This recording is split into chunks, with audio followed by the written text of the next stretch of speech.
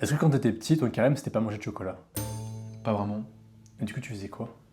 En vrai, je faisais pas grand chose, ça avait pas trop de sens. Mais maintenant, c'est incroyable. Vas-y, viens, je t'explique. C'est bien ma petite cross de Taizé. Elle est coolos, elle rapporte un côté un peu taisé. Déjà, pour nous chrétiens, le carême, c'est une chance de fou.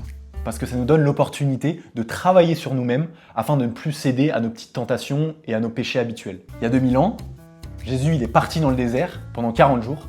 Et durant ces 40 jours, il s'est fait tenter par le diable. Et nous, le carême, c'est pour se rappeler de ça et pour essayer de vaincre les tentations dans nos vies. Du coup, on a 40 jours pour essayer de résister face à nos tentations habituelles. Par exemple, moi, la flemme, à chaque fois que j'ai la flemme, je me force, je sors, je fais ce que j'ai à faire. Mais attention, Dieu, c'est pas magique. C'est pas parce que tu vas faire des efforts pendant 40 jours qu'après tous tes soucis disparaissent, tu vois. Le carême, c'est un temps dédié à ça. Parce que nos péchés, ils vont pas disparaître comme ça dans un Kinder Surprise.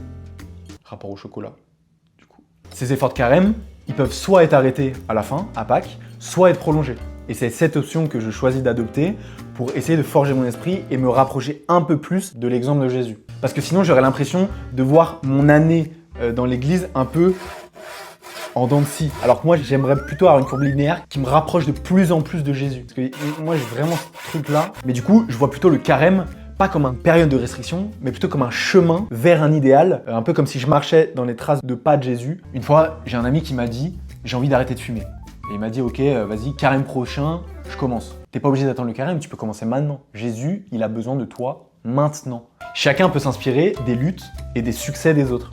Et ça fait plaisir en vrai. Tu fais quoi toi? Pour mon carême? Ouais. J'essaie d'être plus discipliné, genre. Plus discipliné? Discipliné. Trop stylé. Mais du coup, ces efforts, il n'y a pas de liste en fait. C'est à toi de voir qu'est-ce qui te freine dans la vie, qu'est-ce que tu as l'impression qui t'éloigne de l'amour de Dieu au quotidien, tu vois. Mais du coup, c'est important de définir ces un peu problématiques actuelles pour nommer les points sur lesquels tu peux travailler. Et cette période de carême, elle est parfaite pour justement travailler dessus. C'est à donc toi de voir tes problématiques actuelles, ce qui te freine dans la vie et comment tu peux travailler dessus. En vrai, je pourrais travailler sur les réseaux, je pense. Je suis un peu trop sur mon tel en ce moment. Je parlais à la cam.